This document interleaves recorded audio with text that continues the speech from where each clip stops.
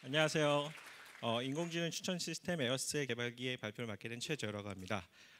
그 에어스를 읽는 방법에 대해서 몇몇 분들이 질문을 하시는데요. 저게 영어 잘하시는 분들은 에어즈가 아니냐. 근데 제가 그렇게 항상 하는 말이 원더걸즈가 아니라 한국에서는 원더걸스라고 읽죠. 그래서 에어스입니다. 그래서 저희는 에어스라고 하고요. AI 레커멘더 시스템의 약자라고 보시면 되고요. 제가 원래 여기 올라올 때 그 청심원을 보통 먹는데 오늘 청심원을 준비를 못 해가지고 좀 많이 떨려서, 그리고 또 이제 집에 또 가실 때가 됐잖아요. 그래서 얼마 안 남으셨는데 마지막까지 한번 최선을 다하는 시간 가질 수 있도록 노력하겠습니다. 그래서 오늘 말씀드릴 내용은 에어스 개발하면서 저희가 추천 모델링이라는 것을 진행을 했었고, 지금도 계속해서 꾸준하게 진행을 하고 있고요. 또 대용량 시스템을 만들고 있는데요. 그 과정 가운데서 저희가 얻었던 인사이트와 노하우를 중심으로 설명을 드리도록 하겠습니다. 오늘 발표드릴 컨텐츠는 다음과 같고요. 먼저 추천 모델링의 정의에 대해서 문제 정의를 하고, 그리고 저희가 사용하고 있는 추천 모델의 종류와 특징들을 살펴보도록 하겠습니다. 그리고 그런 것들을 어떻게 평가하는지 살펴보고요. 마지막으로 저희가 실제 네이버의 그 뉴스 서비스와 그리고 또 최근 6개월 전에 출시한 디스코 앱에서 사용하고 있는 그런 추천 시스템이 어떻게 구축되어 있는지를 통해서 마무리하도록 하겠습니다. 먼저 추천 모델링의 정의인데요. 추천을 정의할 수 있는 방법은 사실 수만 가지가 있겠지만 저희가 바라보는 관점은 다음과 같습니다. 그러니까 특정 시점에 유저가 좋아할 만한 아이템을 주는 것이 바로 추천이라고 생각을 하고요. 그때 사용할 수 있는 재료가 크게 유저 정보와 그리고 아이템 정보가 있겠죠. 그리고 그 유저가 아이템을 소비한 로그 데이터가 있을 텐데요. 이 재료들을 잘 가지고 요리를 하는 것이 바로 추천 모델링이라고 부를 수 있겠죠. 그럴 때 이제 추천 모델링을 함에 있어서 고려 사항들이 있을 텐데요. 일단은 그 서비스를 사용하고 있는 유저들이 어떤 특성을 갖고 있고 얼마나 많은 사람들이 쓰고 있느냐도 중요하겠죠. 그리고 아이템 수가 얼마나 되느냐. 그리고 이런 절대적인 숫자뿐만 아니라 뭐 하루에 얼마만큼 많은 사람들이 들어와서 소비를 하고 있고 아이템은 얼마만큼의 주기로 업데이트 되는지가 중요하겠죠. 예를 들어서 저희가 뉴스 같은 경우에는 네이버를 사용하고 있는 사용자들이 거의 일간 한 2,500만 명 정도 되겠죠. 그리고 뉴스 아이템 자체는 굉장히 빠르게 회전되는 것을 보실 수 있을 거고요. 또한 블로그라든가 웹문서를 추천하고 있는 디스코 같은 경우에는 아직 초기라서 유저는 별로 많지 않지만 그 안에서 사용하고 있는 그 문서량은 굉장히 많은데요. 그런 것들을 고려해서 어떤 모델을 사용할지, 그리고 그 어떤 복잡한 모델을 쓸지에 대해서 이제 고려를 하게 되겠습니다. 그리고 마지막으로 이제 시스템 성능이 있을 텐데요. 아무리 훌륭한 모델을 만들더라도 그걸 서빙할 수 없으면 저희가 서비스를 할 수 없겠죠. 그런 측면에서 저희가 이제 모델 복잡도와 그리고 시스템 성능 간의 트레이드오프를 잘 고려해서 지금 시스템을 만들고 있고요. 제가 비유로 한번 이제 잡아본 것인데요. 저 혼자서 물건을 팔고 있는 저 키오스크에 있는 아저씨와 저 손님, 그리고 저 제한된 물건들을 가지고 추천해주는 문제와 뭐 백화점 같은 경우죠. 굉장히 큰 백화점 사진을 가져왔는데 뭐 불특정 다수를 대상으로 하는 그런 추천 시스템이 같을 수는 없겠죠. 그래서 우더할게라는 말도 적어놨는데 우리 적당한 규모의 적당한 시스템을 그리고 적당한 알고리즘을 사용하는 것이 얼마나 중요한가를 보여주기 위해서 적어봤고요. 그럼 이런 추천 시스템을 만들고 추천 모델링을 할 때의 난제들은 뭘까요? 사실 처음에 이제 서비스 초창기에는 아이템 수도 많지 않고 유저도 많지 않아서 슬프지만 그래서 큰 어려움이 없을 수도 있습니다. 뭐 쓰고 싶은 알고리즘을 다 써볼 수도 있고요. 시스템도 충분히 받쳐줄 수 있겠죠. 하지만 이제 유저가 많아지고 성공의 가도를 달리게 되다 보면은 어느 순간 이제 유저와 아이템의 개수가 증가하게 될 텐데요. 그때 이제 저희가 발생하는 문제가 있는데 생각해 보시면 유저가 늘어나게 되면 아이템을 소비하는 수도 늘어나긴 하겠지만 이 아이템의 그 개수가 늘어나는 거에 비해서 상대적으로 유저가 실제 소비한 아이템의 비율은 줄어들게 되는데요. 그걸 저희가 이제 전문 용어로 뭐 스카시티 또는 스파시티 프로블럼이라고 합니다. 즉 이렇게 되면 이제 결국은 사용자들이 그 어떤 피드백에 대한 정보가 줄어들게 되는 거고요. 결국은 추천 모델링을 할 때 사용할 수 있는 로그 데이터가 희박해지는 문제가 되는데요.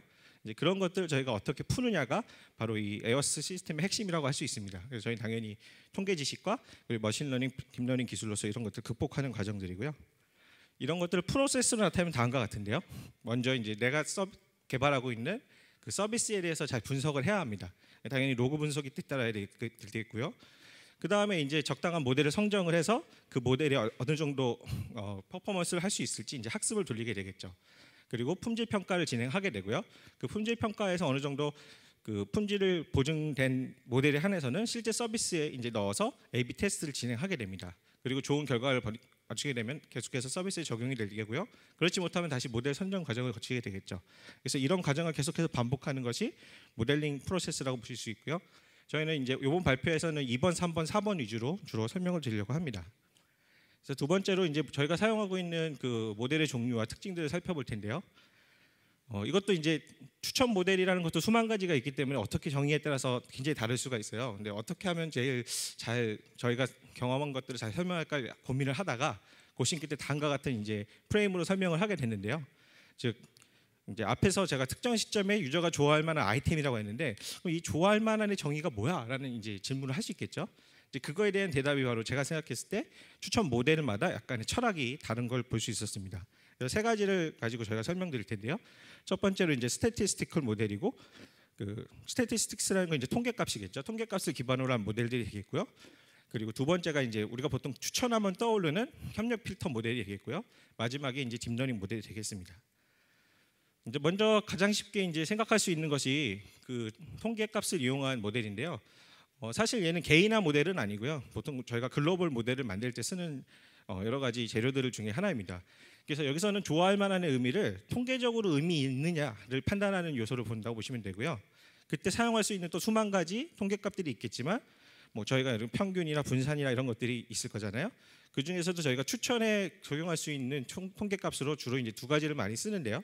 그걸 소개해드리면 일단 카이스퀘어드라는 것이 있고, 그리고 크로스 엔트로피 또는 KL 다이버전스라는 게 있습니다.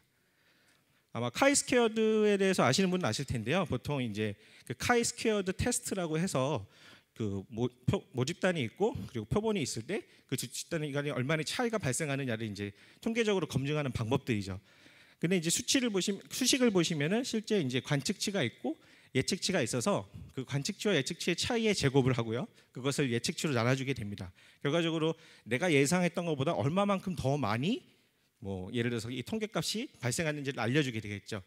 그래서 사실 카이스퀘어드 테스트에서는 그 카테고리컬 밸류의 개수에 따라서 자유도를 정하고 그걸 가지고 이제 유의 수준이라는 걸 정해서 어떤 값이 보다 클 경우에는 그 두 개의 분포가 다르다고 이제 결론을 내게 되는데요. 저희가 이걸 추천을 활용할 때는 사실 절대적인 값이 중요하다기보다는 요 상대적인 값의 변화량에 주목해서 이것을 피처로 활용해서 여러 가지 재밌는 그런 결과들을 얻을 수 있었습니다. 또 한 가지는 크로스 엔트로피인데요. 여기 뭐 딥러닝이나 요즘 뭐 머신러닝 많이들 하시니까 굉장히 익숙하실 거예요. 근데 이제 KL 다이버전스를 같이 설명 안 할 수 없는데 이 두 개념을 보시면은 사실 먼저 KL 다이버전스를 설명을 드리면 사실 KL 다이버전스는 두 개의 분포가 있을 때 PQ라는 분포가 있을 때 그 Q라는 P라는 분포가 Q라는 분포로 얼마만큼 잘 설명될 수 있냐. 뭐 다시 말하면 두 개의 분포의 차이가 얼마나 크냐를 이제 계산하는 방법이라고 보시면 되고요. 정보의 손실량이라고 하기도 하죠. 그때 이제 앞부분에 있는 저 HPQ라는 부분이 바로 크로스 엔트로피를 차지하고요. 그 부분이고요. 뒷부분에 있는 것이 바로 이제 원래 관측한 데이터의 엔트로피를 나타냅니다. 그러면 이제 보시면은 수식을 보시면 아시겠지만 실제 이제 ML에서는 그 사실은 관측 엔트로피 하는 게 학습셋의 이제 엔트로피잖아요. 그렇게 되면 이제 저희가 모델을 만들게 되면 그 모델의 파라미터의 하이퍼 파라미터를 결정하는데 그 관측 데이터의 엔트로피는 필요 없겠죠. 왜냐하면 모델이 얼마나 다 좋은지를 알려면은 결국은 모델과 그리고 관측 데이터의 차이만 알면 되니까. 그래서 보통 엔트로피에서는 그 관측 엔트로피를 빼고 KL 다이버전스에서 그 부분을 뗀 부분만 로스 펑션을 사용하게 되는데 추천에서는 사실은 의미가 있어요. 그래서 추천에서는 이 두 개의 분포가 얼마나 차이가 나는지를 가지고 이게 반대로 ML에서는 저게 작아지도록 옵티마이즈 하시잖아요. 근데 이제 추천에서는 저 값이 큰 게 좋은 거예요. 왜냐하면 저희가 예상했던 분포보다 훨씬 다른 분포를 보였다는 건 그만큼 의외성이 있다는 것이죠. 그래서 이제 사람들에게 서프라이즈 해줄 수 있는 그런 추천 결과를 만들 수 있다는 것이고요. 네, 여기까지가 사실 간단하게 이제 통계값을 가지고 저희가 설명을 해본 건데요. 사실 보통 추천에 대해서 설명을 하시면 여기서부터 설명을 하세요. 그러니까 컬래버리티브 필터링을 기본적으로 추천과 동급으로 여기시고 설명을 하시는데 제가 사실 통계를 앞에 넣은 이유는 사실 약간 의도적인 건데 그러니까 보통 저희가 뭐 새로운 분이 들어와서 개발을 하시면 뭐 추천해 보셨어요 하면은 아 예 그러시면서 어떤 거 해보셨어요 그러면은 아 저 MF 돌려봤어요 이런 분들이 많거든요. 이제 뭐 매트릭스 팩터라이제이션 얘기하시는 건데 사실 추천 이꼴을 어떤 추천 알고리즘이라고 생각하시는 분들이 많은데 그러니까 저희가 생각할 때는 사실은 앞서도 설명드렸지만 어떤 그 추천 알고리즘이 갖고 있는 철학이 다르기 때문에 사실 그걸 이해하지 못하고 어떤 단순한 알고리즘을 통해서 이걸 최적화하는 문제를 풀었다고 해서 추천 문제를 잘 푼 걸까라는 고민들이 항상 있는 것 같아요. 그래서 제가 앞에 통계값을 먼저 말씀드린 이유도 어떤 우리가 새로운 서비스에 추천을 넣으려면 그 서비스에 대한 정보를 충분히 파악을 하고 있어야 된다. 그래서 도메인 지식이 필요하다는 말씀을 드리려고 넣었고요. 이제 본격적으로 이제 컬렉티브 필터에 대해서 말씀드릴 텐데요. 사실 이것도 굉장히 오래된 영역이고 학문이기 때문에 기존에 나왔던 그런 스테이디 오브 더 아트가 많습니다. 근데 이제 그 중에서도 이제 네이버후드 모델이라는 걸 먼저 설명드릴 텐데요. 저희도 이 모델을 많이 쓰고 있는데 쓰실 때 좀 조심해야 될 부분이 있어서 설명을 드리려고 해요. 그래서 다음과 같은 유저가 있고 그 문서셋이 있을 때 소비를 했다고 칩시다. 그럴 때 이제 유저 베이스드 같은 경우에는 말씀하신 것처럼 이 비슷한 유저를 찾을 때 이 유저가 함께 소비한 문서를 가지고 찾기 때문에 다음과 같이 이제 인코딩을 하게 되거든요. 유저 1에 대해서 유저 2와 함께 본 문서다. 그리고 반대로 이제 아이템 베이스드 같은 경우에는 이 문서를 함께 본 유저가 누구야라는 거 이제 역으로 함께 본 유저 수를 계산을 하게 되고요. 근데 여기서 아시겠지만 결과적으로 아이템 베이스드든 유저 베이스드든 결과적으로는 유사도를 구하는 문제라고 볼 수 있겠죠.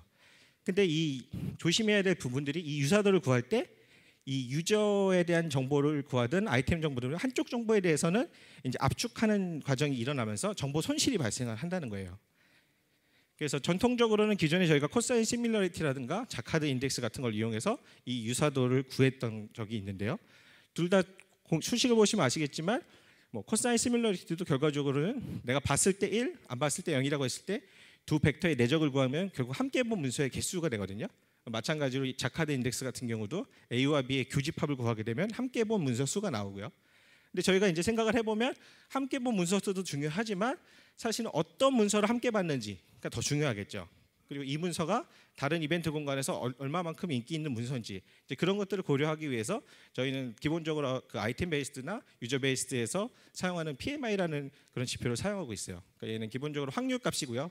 확률이기 때문에 단순히 빈도만 고려하는 저런 지표들에 비해서 훨씬 더 좋은 성능을 가지고 있는 걸 보실 수 있습니다. 더 자세한 내용은 제가 블록에다가 좀 추가 설명을 해놨고요. 뭐 말씀드리면 이제 노멀라이즈드 된 값을 써서 이제 저 NPMI라는 값을 쓰고 있습니다.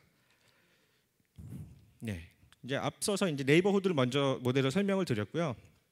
그리고 아까 제가 뭐 일화로 얘기 드렸던 것처럼 보통 저 매트릭스 팩토라이제이션 이퀄을 추천이라고 알고 계시는 분이 많아서 이제 그런 연장선상에서 설명을 드리면 앞에 그 문제에서 이제 유저가 어떤 문서를 소비했다라는 정보를 이렇게 매트릭스로 옮겨올 수 있겠죠. 그래서 어떤 유저가 문서를 소비하면은 뭐 오렌지색이고 소비하지 않았으면 회색이라고 했을 때 그 매트릭스 팩토라이제이션은 기본적으로 다음과 같이 이 유저 벡터와 그리고 다큐멘트 벡터의 이너 프로덕트죠. 그러니까 내적을 통해서 저 값을 예측하는 문제로 푸는 겁니다.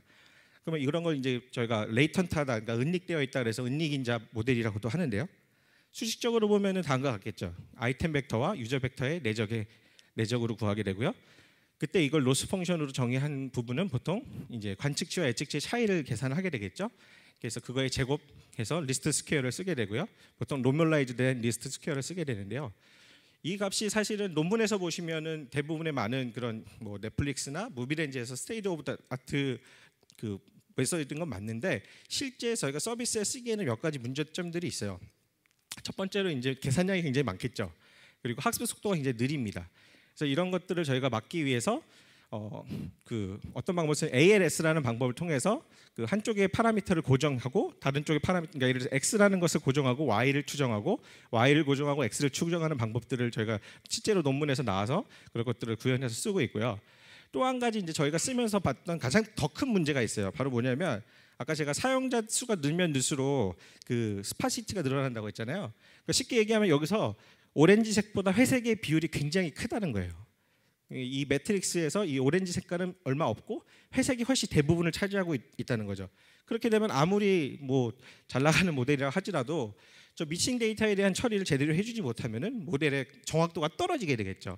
그래서 저희는 그런 부분을 커버하기 위해서 보통 이제 웨이티드 스킴을 쓰게 되는데요. 저 웨이티드 스킴을 쓸 때도 저 미관측 데이터를 어떻게 볼 것인지에 따라서 이 모델의 성능이 좌우됩니다. 그래서 그런 것들을 저희가 튜닝해서 쓰는 모델들이 있고요.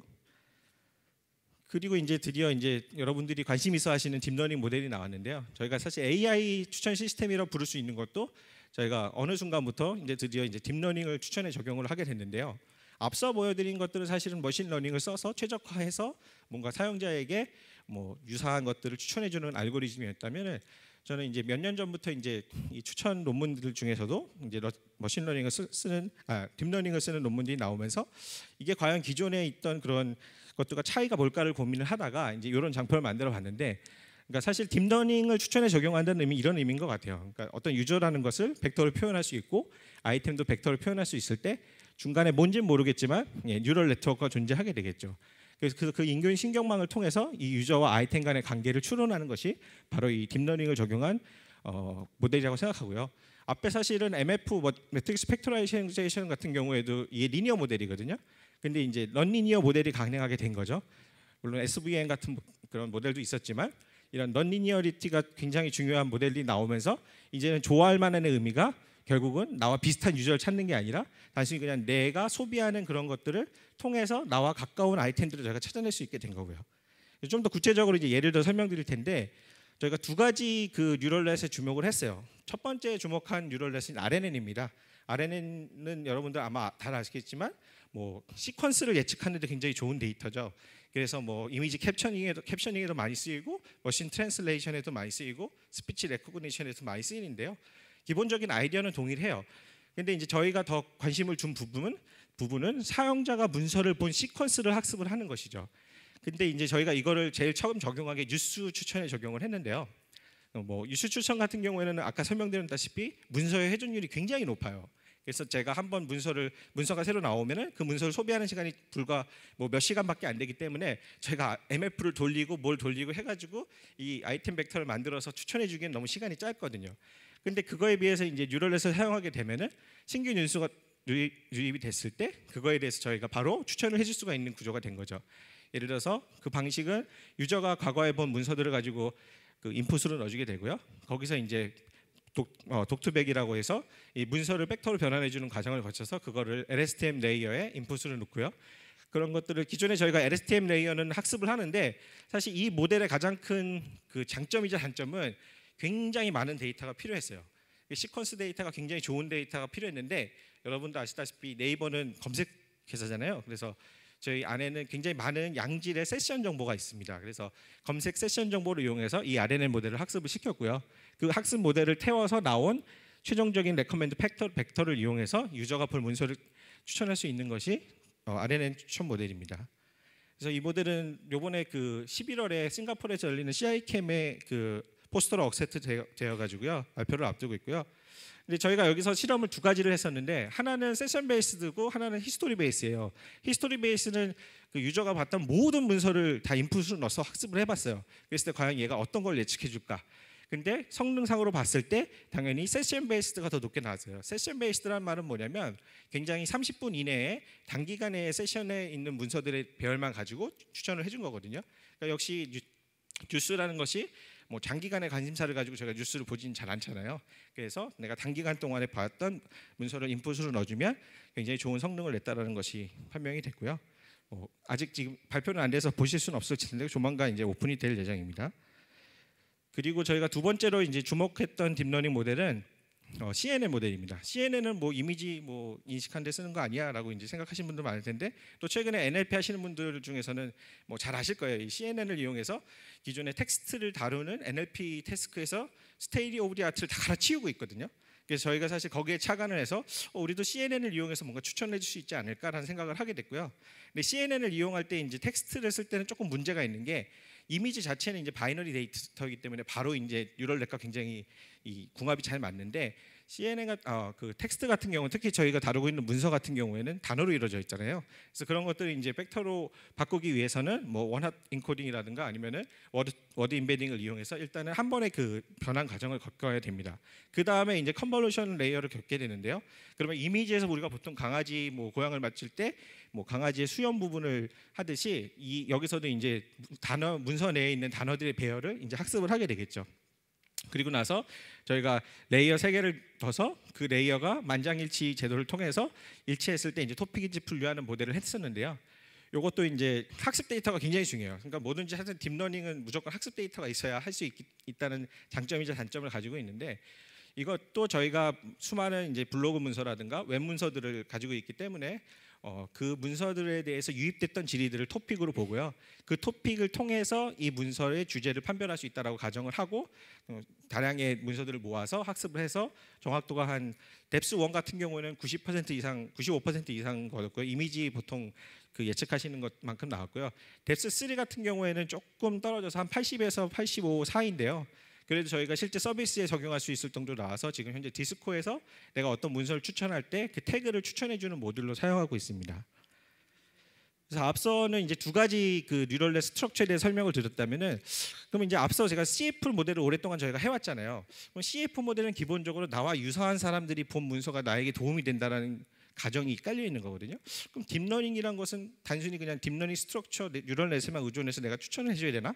그렇지 않고 이 마치 CF처럼 다른 사람들이 본 문서들을 통해서 나에게 좋은 문서를 가져올 수는 없을까라는 생각을 하게 됐고, 사실 뭐 저희뿐만 아니라 뭐 유튜브 검색에서 사실 이런 구조를 쓰고 있는데요.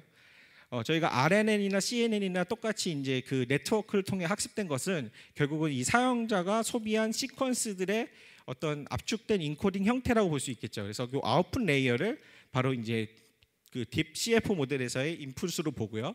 그러면 이제 기존의 CNN 모델이라든가 아니면 이미지 CNN 모델, 뭐 많이 트레이닝된 다양한 그런 이미지 그 네트워크들이 있는데, 문서 내에 있는 이미지라든가 내가 본 문서의 그런 어떤 시멘틱한 정보들을 다 인코딩해서 저기다 이제 피처로 쓸 수가 있겠죠. 그런 것들을 다양한 뭐 렐루 레이어를 통해서 학습을 하게 되면 마치 이제 앞에서 그 CF, 그리고 여기서 중요한 포인트가 이제 맨 마지막에 있는 유저와 아이템을 쓴 내용인데요. 저 유저와 아이템이라는 것 자체가 어떤 유저가 어떤 아이템을 봤다라는 정보, 아까 그 매트릭스에서 그 노란색에 해당하는 부분들이거든요. 그 부분은 이제 트레이닝 셋으로 넣어가지고 이 네트워크를 학습을 하게 되면은 밑에 있는 그 하이퍼 파라미터들이 결과적으로는 그 위에 있는 그 최종적인 유저와 아이템의 관계를 예측하는 데 사용될 수 있다는 거겠죠. 예. 그래서 저희가 지금 지향하고 있는 모델은 딥셀프 모델이고요.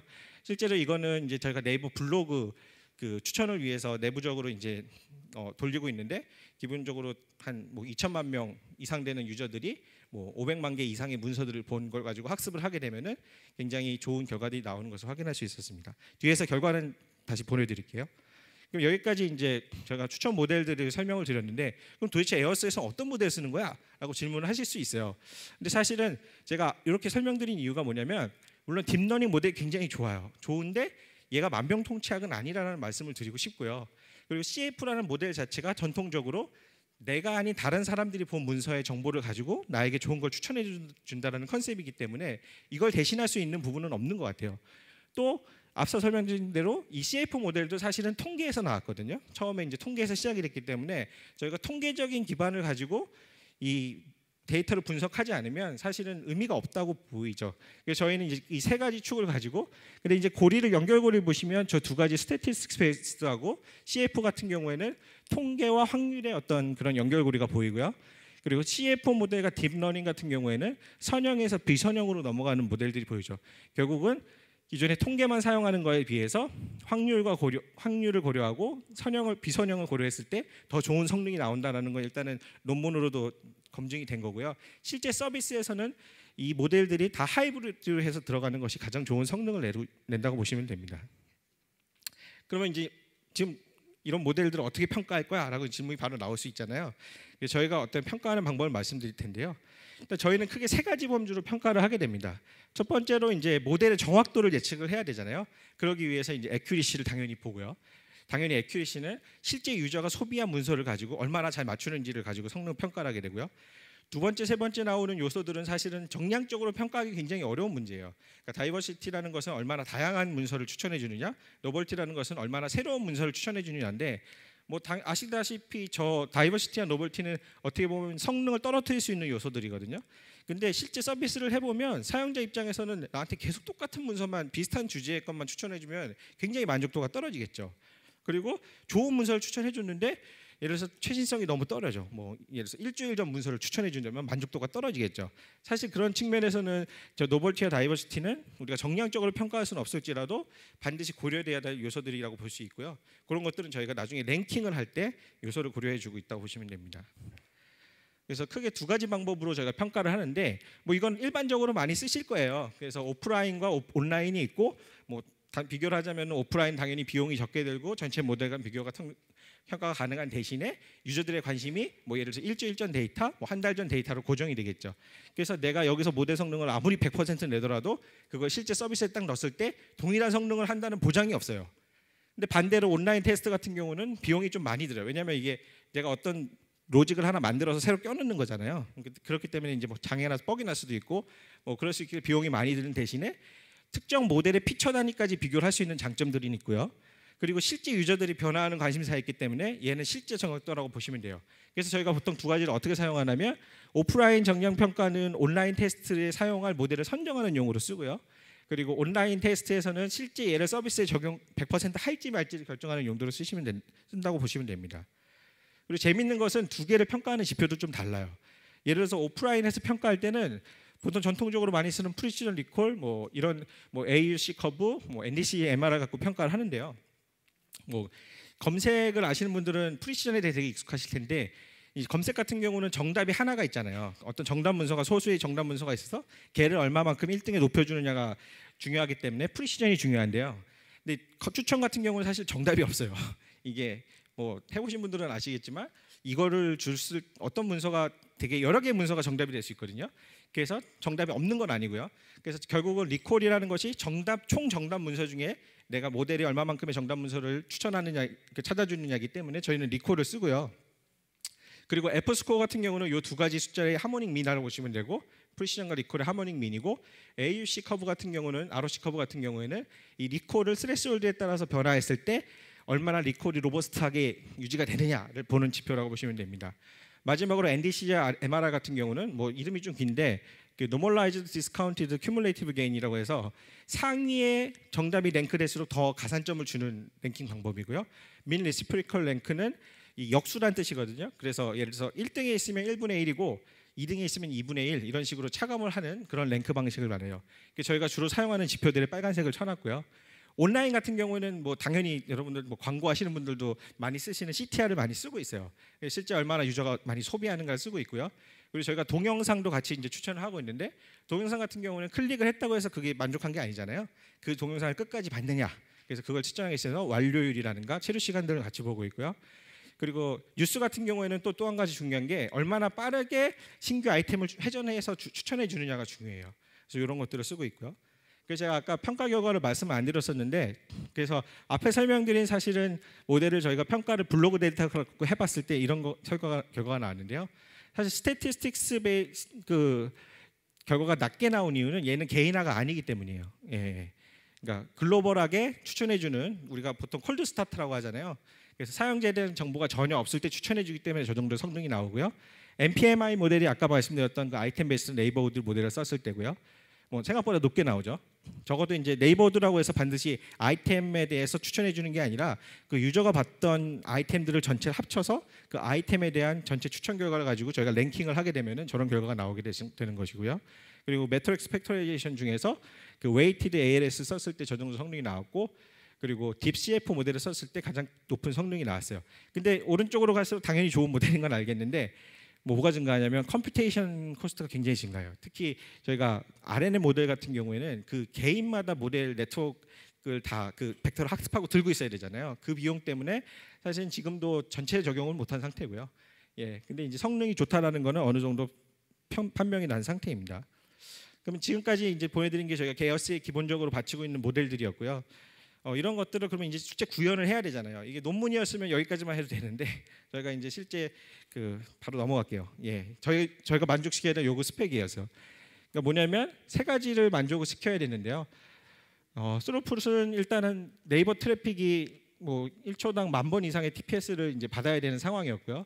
그리고 레이턴시 같은 경우는 이제 얼마나 빠르게 주느냐인데 사실은 빠르게 주려면 캐싱이 필수잖아요. 근데 저희가 액티브 유저가 수천만 명인데 그들의 개인화된 결과를 줘야 되니까 당연히 캐시를 쓸 수 없는 상황에서 저 레이턴시를 수백 밀리세컨드 이하로 무조건 맞춰야 됐고요. 그리고 이제 하나의 서비스만을 위하는 그 추천 시스템이면 저희가 그걸 잘 최적화할 수 있을 텐데 이런 추천 시스템을 저희 네이버에는 수십 개의 서비스들이 있고 거기에 확대 적용할 수 있어야 되는 스케일러빌리티를 동시에 만족시켜야 되는 요구사항이 있었어요. 그러면 이걸 어떻게 해결했는지 사실 저희가 정답은 아니지만 같이 공유하는 시간을 가져보면 좋을 것 같아서 준비를 해봤습니다. 저희가 사용하고 있는 솔루션은 오늘 사실은 많은 다른 세션들에서 들으셨던 네이버의 그런 시스템 기술력에 대한 많이 의존을 하고 있고요. 대규모 데이터를 가지고 실시간 처리 가능한 클러스터를 조합해서 쓰고 있어요. 근데 이제 중요한 것은 이제 추천에 대해서 다뤄보신 분들은 알겠지만 데이터를 저장하는 것, 그리고 그러니까 예를 들어서 로그 데이터라든가 내가 아이템 데이터라든가 뭐 컨텐츠 베이스의 컨텐츠 데이터 같은 저장하는 공간이 필요할 거고요. 그리고 추천 알고리즘을 돌리려면 이제 정제 프로세스를 태울 하드 클러스터가 필요하겠죠. 저희는 그거 C3를 사용하고 있고요. 그리고 그것들을 안정적으로 수천만 명에게 서빙하기 위한 서빙 레이어로 구성되어 있습니다. 좀 더 자세한 이제 데이터 플로우를 보시면 이제 사용자들의 로그와 컬렉션과 피드백 정보들이 큐브로 모이게 되고요. 그러면 이제 실시간과 배치로 이제 C3와 DDK라는 솔루션을 이용해서 저희가 처리를 하게 됩니다. 내부적으로는 뭐 에어플로우와 하이브, 스파크를 사용하고 있고요.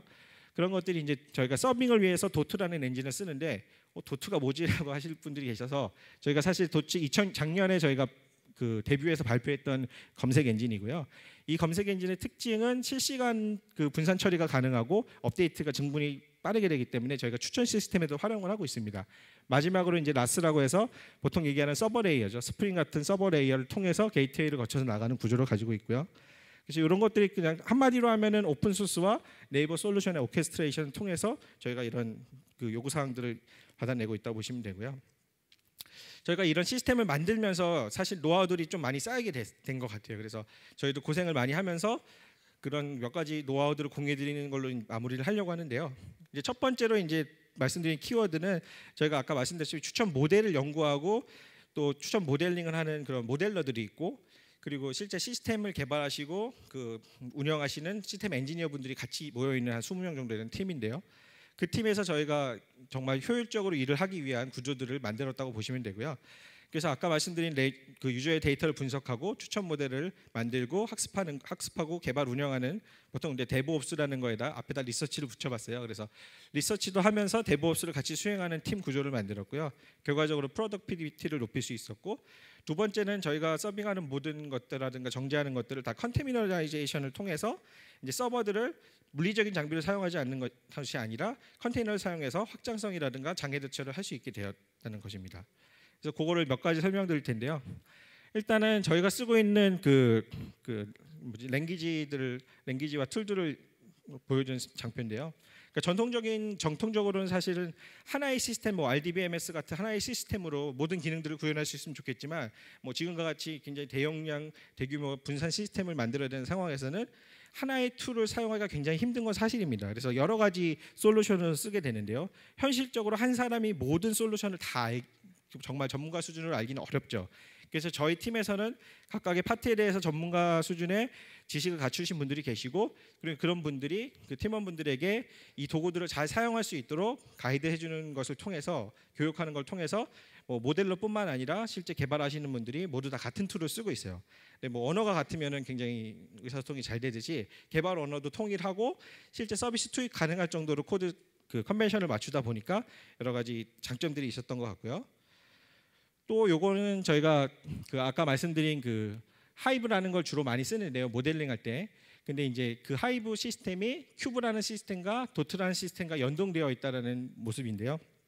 이 연동 방식에 대해서 사실 하이브가 그 하이 레벨 앱스트랙션을 제공하는 좋은 그 메타데이터를 가지고 있어요. 그래서 그 저장소 역할을 해주기 때문에 저희가 큐브라는 것 그리고 도트라는 것을 쓰지만 이 하이브를 중심으로 이 각각의 인터페이스를 맞췄습니다. 그래서 큐브에 있던 데이터가 있던 도트에 있던 사실 개발자들이 각각의 그 드라이버를 코드를 짤 필요가 없었어요. 그냥 하이브 쿼리만 짜게 되면은 그냥 큐브에 있는 것들을 자연스럽게 뭐 하이브든 도트로 옮길 수 있는 심리스한 인터페이스를 제공함으로써 데이터가 어디 있건지 간에 서빙 가능한 형태까지 이제 원 스탑으로 이제 제공을 하게 된 거고요. 이런 것들도 굉장히 좋은 그런 프랙티스였던 것 같고요. 그 다음은 이제 하이브에 대해서 계속 말씀드렸는데 하이브가 모델러들이 선호하는 이유가 여러 가지가 있겠지만 사실은 모델러들끼리 뭐 데이터를 정제하고 파싱하고 이런 작업들을 많이 하잖아요. 많이 하시는데 이런 작업들이 사실 우리 하는 일 대부분일 거예요. 근데 그걸 할 때마다 야 이거의 포맷은 어떻고 형식은 어떻고 어떤 데이터고 설명 좀 해줘라고 할 수는 없잖아요. 그래서 저희 사이에서는 암묵적으로 이 하이브에서 제공하는 그 메타스토어를 통해서 이제 카탈로그 기반 데이터 뷰를 만들어서 이걸 통해서 이제 데이터를 공유하고 하기 때문에 커뮤니케이션 리소스가 굉장히 줄어들었던 그런 장점들이 있었던 것 같습니다. 그리고 저희가 태스크 관리하는 데도 있어서도 에어플로우라는 걸 쓰고 있는데요. 에어플로우는 사실 에어비앤비에서 만든 그 오픈 소스한 그 태스크 매니저인데요. 그 여기서 제공하는 것들이 그 뭐가 있냐면, 그러니까 여러 추천 서비스를 만들 때 그 태스크를 배치 작업을 걸 때 서로 공유가 가능합니다. 그러니까 앞에 설명드린 것은 데이터를 공유하는 레벨이었다면, 얘는 저희가 하나의 데이터가 고정된 게 아니잖아요. 계속해서 업데이트를 쳐줘야 되는데 그 업데이트를 쳐주는 배치 자체를 서로 공유할 수 있게 된 거죠. 그래서 한 사람이 중복된 작업을 하지 않아도 다른 사람이 만들어 온 태스크에 디펜던시를 걸어서 쓸 수 있게 됐고요. 가장 좋은 거는 이제 센서 기능인데, 이 센서 기능인 게 뭐냐면, 저 다음과 같은 태스크가 있을 때 앞에 태스크가 끝날 때까지 뒤에 태스크를 기다려주고 있어요. 기다려주는 기능을 제공하고 있어요. 그래서 그 기능을 이용하면은 뭐 앞에 사람이 만들어놓은 태스크가 다 끝나면 그걸 자연스럽게 끝나고 나면 그 데이터를 이용해서 그 다음 태스크를 진행하는 그런 디펜던시 구조를 가질 수 있게 된 거죠. 사실은 이런 디펜던시는 다른 그 태스크 매니저에서 제공하는데, 특별히 에어플로우 같은 경우는 센서 기능이 있어서 굉장히 활용할 수 있었던 것이 저희가 노하우가 됐던 것 같고요. 그리고 저희가 배치 작업을 많이 돌리다 보니까 이 매번 이제 스트리밍으로 다 처리하면 좋겠지만 이게 매번 스트리밍으로 짤 수는 없잖아요. 그래서 저희가 이제 적절하게 하이브도 쓰고 뭐 스트리밍 뭐 스톤도 쓰고 스파크도 쓰게 되는데, 저희가 한번은 비교를 해봤어요. 그래서 어느 정도 차이가 날까 비교를 해봤더니 똑같은 배치 잡이었는데 그 하이브 중에서 이제 맵 리듀스 상에서 돌아가는 그런 엔진이 있는데, 그걸 써서 돌렸을 때랑 스파크에서 인메모리로 컴퓨팅했을 때 차이가 거의 10배가 나더라고요. 그래서 사실은 이 하이브를 썼을 때는 중간 데이터도 남고 여러 가지 면에서 모델러들이 선호하는 모델이었지만, 특별히 로우 레이턴스가 필요한 경우에는 스파크를 적재적소에 활용을 해서 뭔가 이제 팀에서 뭐 빠르게 끝나야 될 것들, 물론 아주 빨리 끝나야 될 것들은 저희가 실시간 처리, 아까 DDK라든가 카나 등을 이용해서 처리를 하고 있지만, 대부분의 경우는 이런 식으로 밸런스를 맞춰 작업을 하고 있고요. 마지막으로 말씀드리고 싶은 거는 이제 저희가 컨테이너 환경에서 이제 개발을 하고 있다는 말씀인데요. 저같이 연식이 좀 되신 분들은 기억하실 텐데, 예전에 운영하시면서 이 뭔가 서버 물리적인 장애가 나가지고 고생하셨던 적이 많잖아요. 근데 요즘은 AWS라는 아주 훌륭한 제품들이 나와서 그런 고민 안 하시는 것 같은데, 이제 컨테이너를 잘 이해하고 쓰시는 것 같아요. 근데 이제 저희도 마찬가지로 이제 에어플로우 스케줄러라든가 웹 서버라든가 이런 것들이 다 컨테이너를 통해서 하기 때문에 물리적인 장비가 발생하거나 아니면 급작스럽게 트래픽이 몰려서, 아까 제가 뭐 만 TPS라고 했는데 항상 만 TPS는 아니잖아요. 그래서 그런 상황이 왔을 때 플렉서블하게 대처할 수 있도록 저희가 자체적으로 그 얀 에어플로우 그 스케줄러 그 익스큐터를 구현을 했어요. 이게 에어플로우 같은 경우 오픈 소스이긴 한데 그게 딱 저희가 입맛에 맞진 않아서 저희 나름대로 구현을 해서 썼고, 이제 시간이 허락하면은 내년 정도에 이제 오픈 소스로 컨트리뷰션 할 예정입니다. 네, 그래서 지금까지 이제 설명드린 것을 정리를 하면은 에어스라는 시스템은 네이버에서 굉장히 다양한 많은 사용자들 그리고 다양한 서비스의 추천을 제공해 왔고 앞으로도 하고 있는 시스템이고요. 이 시스템을 만들 때 저희가 뿐만 아니라 여러분이 만들고 계신 운영하고 있는 시스템을 만드실 때 고려해야 될 상황들이 있다면, 먼저 그 충분히 데이터에 대한 탐색을 하셔야 되는 것이 중요하지 않나라는 생각을 하고요. 그래서 어떤 유저인지, 내가 다루고 있는 것들 어떤 아이템인지 분석을 하시고, 그리고 이제 여러 가지 다양한 추천 모델들이 있는데, 뭐 아까 저희가 말씀드린 것처럼 각각의 추천 모델들이 가지고 있는 그런 철학들이 있는 것 같아요. 그래서 그 철학들을 잘 이해하시고, 그것이 머신러닝이 됐든 통계가 됐든 딥러닝이 됐든 적재적소에 활용할 수 있는 기술들이 필요하고요. 그리고 올바른 평가 지표를 통해서 그것들을 이제 메저링할 수 있어야겠죠. 그리고 마지막으로 이런 것들이 이제 저희 뭐 스루풋이라든가 레이턴시라든가 스케일러빌리티라는 그 세 마리 토끼를 모두 잡기 위해서는 대규모 전개와 서빙에 대한 깊은 이해가 있어야 되겠고, 마지막으로 가장 중요한 것은 그 개발자분들이 서로 협업해서 하려고 하는 그런 협업 정신이 필요하지 않을까라는 그런 노하우를 얻게 됐습니다. 이상 발표를 마치겠습니다. 감사합니다.